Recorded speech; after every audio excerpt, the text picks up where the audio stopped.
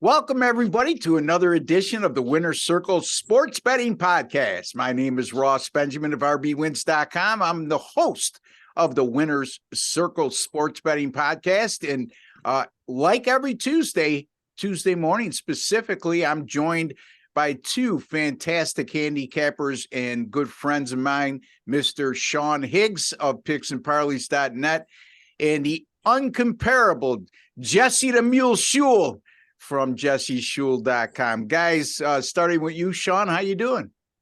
Pretty good. Listen, we have college basketball. I'm pumped up about. I love my college hoops. Tournaments start next Monday. I think we got the Sun Belt on Tuesday the 20th. I said Monday. I think it's Tuesday 27th. Sun Belt tournament action starts up. So, and Major League Baseball futures have arrived. So I got down on a couple already because I like my baseball futures. Baseball is my favorite sport, Ross. I love baseball. Yeah, I played it all my life as a young man and into my adult years, but I still enjoy football and basketball handicapping more, even though I do well in baseball. And not last year. I had a terrible year last year, which means I'm going to bounce back this year. Jesse, the man from Thailand, how goes it, my friend? Well, Ross, it's ticking over quite nicely for me. March can't come soon enough. I love handicapping in March, not just because of the college hoops, but the NBA post All-Star, post trade deadline. Even a guy like Sean Higgs could bet the NBA at this time of year. And the NHL is much the same. It starts to get more fun, more interesting, and I usually do quite well in March.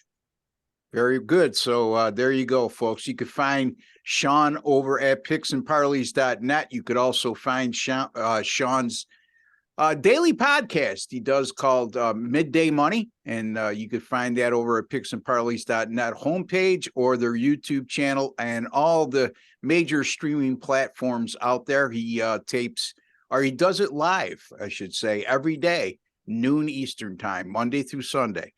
All right. And Jesse also putting out some videos too, folks. You want to check out his YouTube channel as well. Jesse, what is there a name of your YouTube channel right now you would like to share? I think it's just Jesse Shule. All right. Jesse Shule's YouTube channel. Simple enough. Yeah. Very creative, Jesse. Anyway, anything you guys want to discuss in the world of sports betting before we get to our free picks, which, by the way, go on Tuesday night in games between Miami and Virginia Tech, which Jesse will be covering. Sean will be looking at Marquette and Creighton, a huge game in the Big East. And I'll be looking at Iowa State and Texas in a game in the best conference in America right now, which is the Big 12. Anything you guys want to share with the audience? How about XFL, Ross? Did you guys catch any of those XFL games? I did not. I'd rather. I saw the Seattle Washington game, and the quarterback play was just atrocious. I thought a bunch of picks, really bad interceptions. But I found it difficult to get a hold of stats for the XFL. ESPN doesn't carry any box scores or stats, so. It'll be a couple weeks probably before I get involved in any betting on XFL. I was gonna say, what do you think? Just taking leans on the unders after what you saw in those games, right? I mean, well, that would be the knee-jerk reaction, right? It's a knee-jerk, but it's why wouldn't it be? I mean, these guys haven't. I don't know. It's not. I didn't bet on them. Although I do like. I gotta tell you, the kickoff thing where they get kickoff from the 30 and the guys are lined up like 10 yards apart. I want kickoff returns. I don't like. Touchbacks all the time. I kind of like that they kick further back and the guy can bring it out from like the one or a yard deep or right around the goal line and the guys are right there. So you at least get some action to the 20 or 30 yard line. Maybe somebody can break something. I kind of like that they do. And the 1, 2 and 3 point conversions and the onside kick kind of stuff where it's like, all right, it's 4th and 15. Like they've talked about that. If you're going to sissify the league with a bunch of nonsense, right? Like, oh, we don't want kickoffs because guys get hurt. We don't want this. We're going to push back field goals. All right. You know what? Go full throttle. You've changed the game with pass interference calls and nonsense. I like the 4th and 15 to the onside kick, right? They don't want guys getting hurt. Do the 4th and 15. That's the most, I would think that if the NFL adopts any one of those rules, that would be the one they adopt first, considering the fact that over the last couple of years, it's somewhere around 91 to 93% failures on onside kick attempts.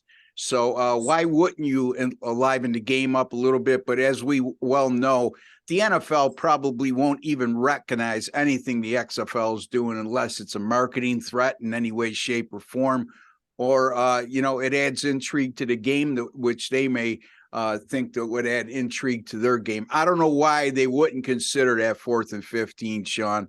And if they add extra games for money, right? It's all about money then. Yeah. So 4th and 15s, that adds money because that's a chance for another scoring play. And let's be honest, people to bet on stuff. That's all. As much as you think it's background noise, no, that's kind of stuff they look at. Absolutely. I think that will not shock me to see that come up. If they're going to get rid of they want to add another regular season game to push the Super Bowl back to President's Day weekend and have that day off afterwards to make it like their holiday game. 100% they see that. I see that 4th and 15 coming. Yeah. I mean, again, it's still a low probability play, but it's not nowhere near as low probability as recovering an onside kick with the current rules that are intact. And yeah, I agree with the kickoff as well, Sean. You want to eliminate injuries? Well, I think they have the right idea. You can't cover the kick until the returner actually makes contact with the ball, if I'm not mistaken, or has possession. And that eliminates these guys who run 4.3s and 4.4s and 4.5s that are 230 pounds running down on kickoffs.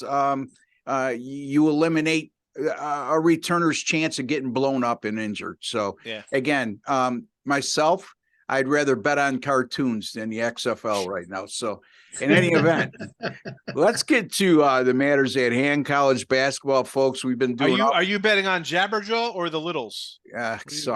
Charlie Brown's baseball game, I had it over 6.5. Anyway, we're going to cover some college basketball for you. Before we get to that, again, folks, if you have not subscribed to our YouTube channel, please take a second to do so. It costs you absolutely nothing. And why wouldn't you like anything that's free? You're watching, right? And if you haven't subscribed, I'm sure you're in. Well, I would say 99% of you who are watching right now are interested in sports betting. The other 1% we can't do nothing about. So just click on, you'll see an OSGA logo at the bottom right-hand side of the screen. And if you hover over that, a subscribe button will come up. And you're set to go, and make sure you hit the notification bell after that within your YouTube settings, and you'll be alerted immediately upon any of our Winner's Circle sports betting podcasts being published on this channel. And don't forget, folks, simple and easy form of your appreciation for the work we do on this channel. Just give us a like at the end of the video. It's a small token of your appreciation for the work we do. And that's what keeps these videos alive, folks, is your participation, your feedback, and you viewing and subscribing. We're close to 8,900 subscribers now, continuing to grow. And for all of you out there who have subscribed over the last few years, we deeply appreciate it. And we deeply appreciate all your comments as well. All right, let's get to the free picks in hand. Let's start with Jesse. He's got Miami and Virginia Tech. Jesse, tell the folks what your line is and a little explanation on how you like the game and what your actual pick is on this contest. All right, Ross. Well, I'm switching things up a little bit today. We got Virginia Tech as a 2.5-point favorite at home. And when we see situations like this where we have the team with the better record as a slight dog against an inferior team that's a home favorite based on home court advantage, I normally go with the home team, but I'm switching it up here. I'm taking Miami. Miami's just a half game out of first in the ACC, 13-4 conference record. If you look at their losses in conference, they lost by 2 at Duke. They lost by 2 at North Carolina State. They lost by 3 at Pitt. Miami won 92-83 at home against Virginia Tech earlier this year. If you look at last year, Virginia Tech won 71-70 at Miami, lost 78-75 at home. If you go back the previous 3 meetings in 2020 and 2021, We got a Miami losing 76-80 in overtime. We got Virginia Tech winning 80-78. And we got Virginia Tech losing 102-95 in overtime. Two of those three games going to overtime. Looks like a close game to me. I'm going to take the points with the visitor. Miami is 21-5 against the spread in their last 26 on the road, and the underdog has covered in 6 of the last 7 meetings. Very good. Miami plus the 2 you had? I got 2.5, but I guess it depends on where you get that. But with all the close games in recent meetings, and Miami being the better team and being half a game out of first, I think those 2.5 points could come in handy. Absolutely. Miami plus 2.5 at Virginia Tech for Jesse Schewel. Miami's been really tough down the stretch here, and they're a vastly underrated team in the ACC. Virginia Tech, they went through their lull earlier this season. A team that's very capable on any night of beating anybody in the ACC. Higgsy, you got any opinion on that game as well? Yeah, I'm against Jess. I got Virginia Tech last night at 1.5, and the fact that it's gone up. I mean, he's mentioned it. 16-11 team versus a top 10, top 15 team, and we've seen this trend the season. Stinks to high heaven, doesn't it? Yeah. Here's the thing that I'm going to take it. I had games last night, and I went 1-4 in my games last night. We're taking smelly teams like this, like lines that are just, you know what it is. You can't pick and choose them. I got to bet. I bet them yesterday. Bet them today. I bet them 3 weeks ago. I'm going to stick with them. It's just something I got to ride. You can't switch them up. I find when I pick and choose those spots, I end up losing either way. It's though I go one way, I'll take this team here as a fave, and that loses. I take the dog in the other spot, it loses. I'm 0-2 instead of being at worst 1-1 or something. So it's when they're ugly like that. I wake up every morning ugly. I got to take the ugly. Like I said, Sean, normally my handicapping would have me taking the home team in this spot, but this one just stinks so bad. Miami's been so much better this year. Exactly. And even when they've lost, they've only lost by, they've got losses to Duke and North Carolina State by 2. And now you're going to give me 2.5. I got to take it.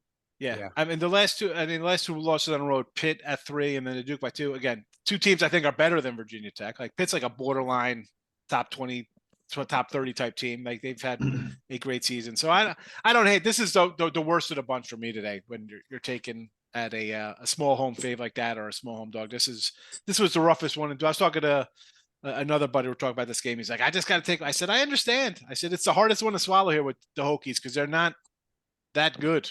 We'll see what happens. What are we gonna do? The ACC really a down year. I mean, I was watching the game on ESPN last night, and they had the power conference rankings, meaning ranking them in order of who's the strongest conference to what's the weakest. And when it comes to the power conferences, the ACC was ranked number 6, the number 6 conference in America. Big 12, obviously number 1. That's a no-brainer. But when you have teams like Duke that's not ranked in the top 25, and North Carolina that's not ranked in the top 25.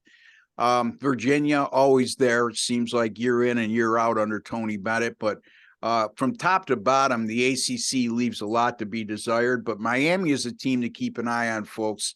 To me, they're at least a Sweet 16 caliber team, possibly an Elite 8 team as well. So, and they've had success in the tournament under Jim Larinaga. So keep an eye on them going forward and into March.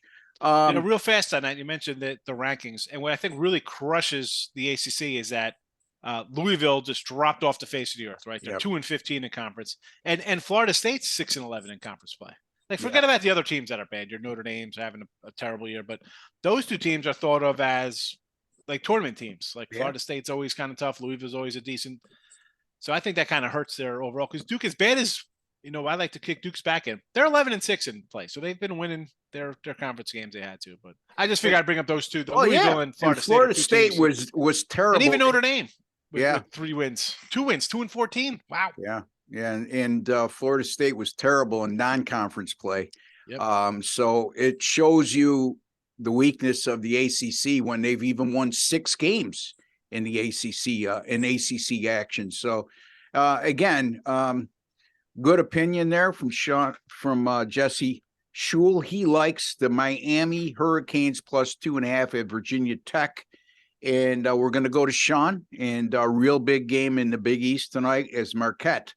And goes to Omaha to take on the Creighton Bluejays. Certainly will be a packed house tonight. And Marquette 13-3 conference record. Creighton 12-4. So they're vying for the top spot in the Big East. What do you think, Sean?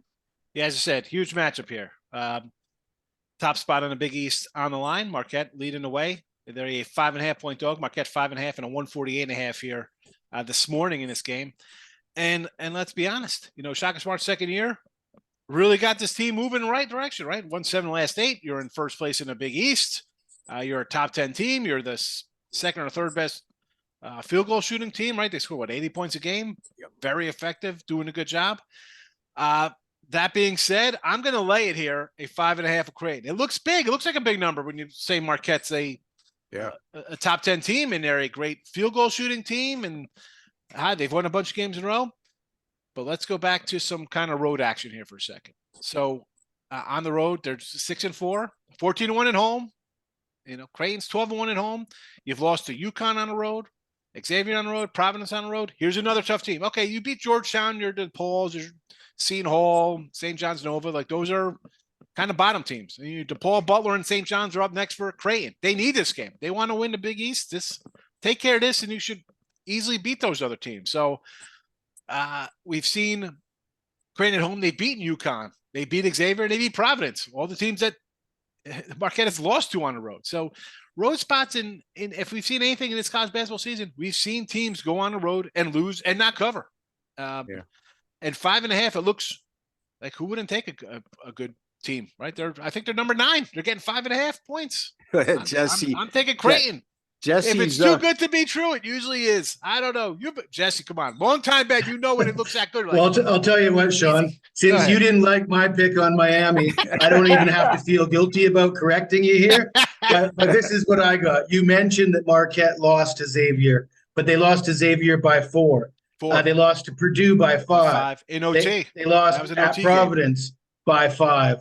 So they're getting 5.5 here. 3 of their 4 road losses came by less than 5.5. And then I'm looking at Creighton's home wins. They won by 3 at home against UConn, by 5 at home against Villanova. That's their last 2 home wins. Again, less than that 5.5 number. So I'm looking at that, and that says to me that the number of 5.5 is a little bit inflated. Yeah, but you also they lost by 11 of these guys on the road. I mean, granted, that was in December. That was without their big man. But I just well, I don't know about you guys, but don't you guys feel like at this time of year, there's only 3-4 games left for most of these teams, that the cream rises to the top, and the time for home court to matter as much as it did back in December? It's a little bit different at this time of year, that just the better team should be more competitive and have an edge. No. Yes and no. I don't look at it from that standpoint personally. I look at the line more, and with this line being at 5.5, this tells me if the game was played at Marquette would be somewhere around a 2-point favorite, maybe 1.5. And they've been the team that's been sparkling all year. They're number 1 in the Big East right now. Yet they're a 5.5-point dog here. Creighton, they underachieved early on. They've won 9 of their last 10, and their only loss came in 2 overtimes again at Providence. So, and then you look at, Sean made a good point, Jesse, and with all due respect, of course, but they're 5-3 in conference away games.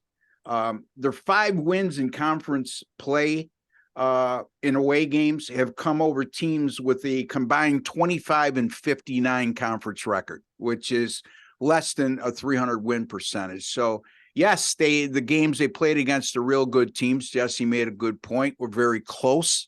So it's not like they're getting blown out of the water, but I just like the way Creighton's playing right now. I think they're an underrated defensive team. I think too many times we think of Creighton, we think of their 3-point shooting prowess over the years. But this is a different blend of Creighton. They're a solid defensive team, and they can beat you in a lot of ways. And to me, they're playing very good basketball down the stretch. So I'm not going to have a play on this game. So I'm really curious to see what happens tonight. But my lean I would have to agree with Sean a little bit more than Jesse on this one. And again, folks, just strictly opinion, nothing solid, Jesse. See, the good thing though is that, people that turn on and we disagree on games sometimes. Yeah. You're going to get both sides on different games, why people like different angles. That's what's good about a little rotation to people. It's so nice. If everybody agrees, you kind of feel good about it, right? Because it's like, all these guys are on the same side. It's wonderful. And normally the game loses when everybody thinks it's too easy. Yes, yeah, exactly. Yeah. Everybody's thinking the same way. It's usually like, oh boy, it's a trauma. And then everybody thinks like, oh, I like that side too. It's just going to win. That's not always the case. No, it's not. Sometimes it's good being on opposite sides. We're not trying to two-side games. And folks, I would stick to whoever's assigned to that game to stick with their pick. Why do I say that? Because our last 7 Winner's Circle sports betting podcasts that covered college basketball, we've gone 14-6 with those 3 picks, which are 70%, including 2-0 on Friday with me and Sean on our Saturday games. And last week, me, Sean, and Jesse, I believe it was last Tuesday, won a perfect 3-0. So I would stick, again, with no disrespect to anybody who has a different opinion, any of us. We're not always going to agree. And like Jesse said, if we all agree, sometimes that's not always a good sign. So at any event, let me cover my game. It's going to be Iowa State at Texas. And I'm going to focus in on the total here, guys. College basketball totals have been really good to me. As a matter of fact, 29-14 with my last 43 college basketball totals. And that dates back to March 11th of last year. The first meeting, Iowa State won at home 78-67. That game easily went over the total of 132.5. There was a combined 52 free throw attempts in that game. And that's nothing new for either one of these teams. Iowa State allows 21 free throw attempts per game in conference play, while Texas allows 22 free throw attempts per game in college or in Big 12 action. And from a college basketball standard standpoint, that's a lot. And also keep in mind, Texas is number 1 in the Big 12 in conference play, 79.4%. Free throw percentage, which is absolutely phenomenal. Some NBA teams don't shoot that kind of percentage. So I think too many times when we assess totals, we don't look at stuff like free throw attempts, how many free throw attempts the other team is losing, what style of defense. If they're an aggressive type of defense, there's a good chance they might have a field goal percentage of less than 40% on the year defensively. But they're also allowing a team like Iowa State, allowing 21 free throw attempts per game in conference play. Also keep in mind, Texas has gone 4-0 to the over in conference games this year when the number is 139.5 or less. And the average total in those 4 games was around 135, and there was 166.7 points scored per game. So if Texas, when they're in this type of parameter, when it comes to the totals in the 120s or 130s, it's usually they're playing a team who plays at a slow pace, which Iowa State does, and also a team that has very good defensive statistics. But sometimes what a team gives up per game is not indicative of how good they are defensively. Sometimes a team gets their defensive numbers to look very good by the way they play offensively. Which is a slow down, methodical pace like Iowa State plays. However, let's look at Iowa State. They're coming off a 61-55 loss at Kansas State. And Iowa State, 7 times this year, they've scored 69 points or less. 7 times this year, they've scored 63 points or fewer in a game, which they did in the last game. They scored 55. In the following game, all 7 of those games, they scored 69 points or more, and they averaged 74.6 points per game. So they very rarely let's put it this way, never this year don't come back with a strong effort offensively after scoring 63 points or fewer. This is also a Texas team, guys, that averages 85.4 points per game in conference home games this year. I'm going to go over the total here. I know it's difficult to say going over the total in an Iowa State game, but that's exactly what I'm going to do. They went over the first time around. They did that easily, and they'll do it again. Iowa State, Texas, over 136. Jesse, your thoughts? Makes sense to me, Ross. It is a pretty low number, but I kind of like Texas as well. Iowa State's not very good on the road. The home team is 9-1 straight up in the last 10 head-to-head meetings. And I think Texas should win this game by double digits. Yeah, Iowa State is 0-6 straight up in their last 6 conference away games. But keep in mind, folks, all 6 of those losses came by 6 points or fewer.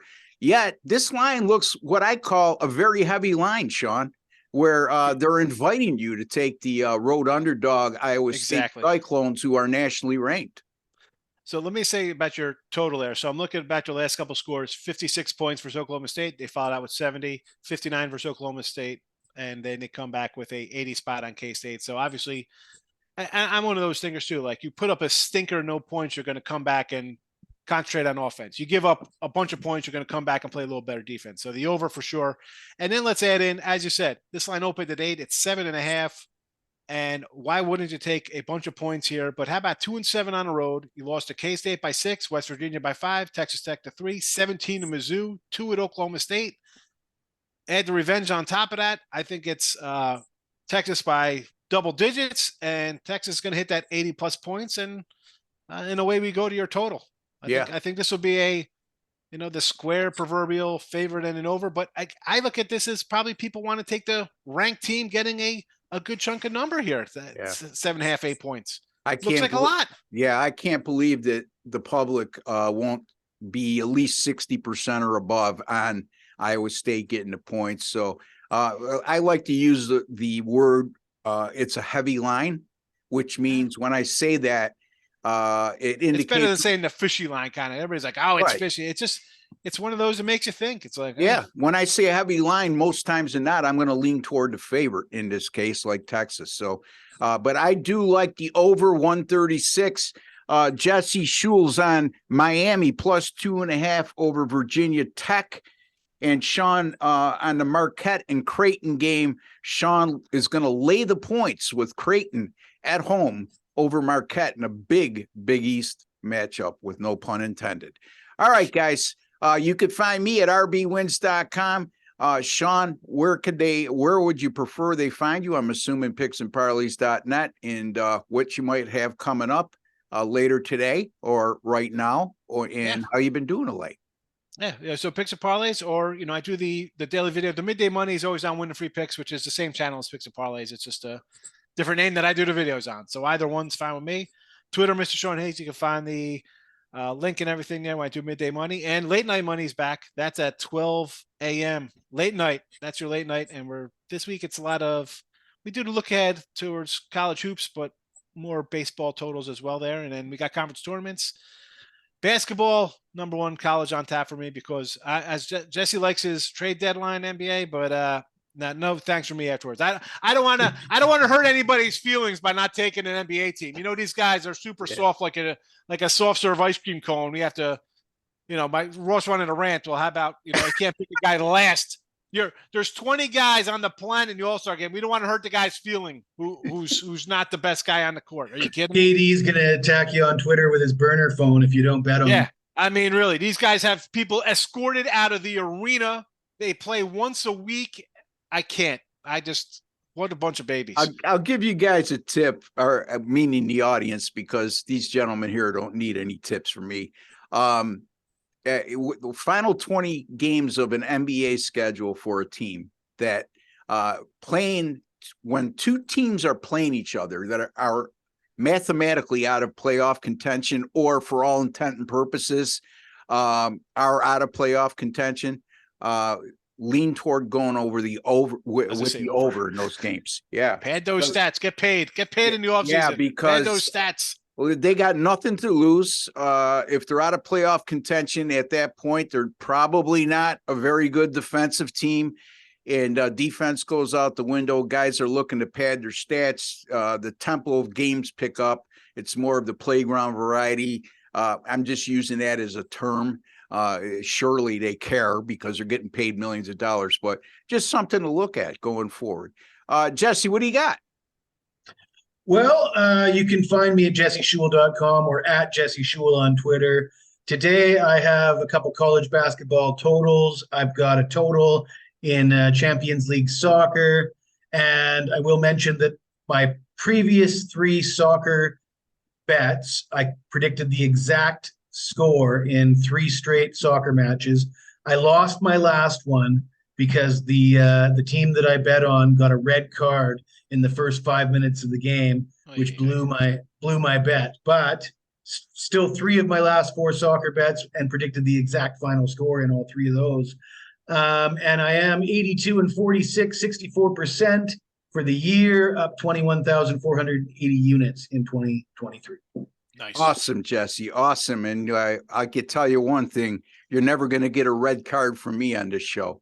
So you're going to be involved. Anyway, folks, like I said earlier, 29 and 14 with my last 43 college basketball totals, including last night I cashed in with the total on the Oklahoma State, West Virginia game going over the number, went over easily and rolling right now. After an 8-day terrible stretch, which I lost each and every day of that 8-day stretch, I've bounced back over the last 3 days by going 6-3, 3 straight winning days. Boy, oh boy, I had a tough one on Friday night, guys. I had Dartmouth plus 10 at Cornell.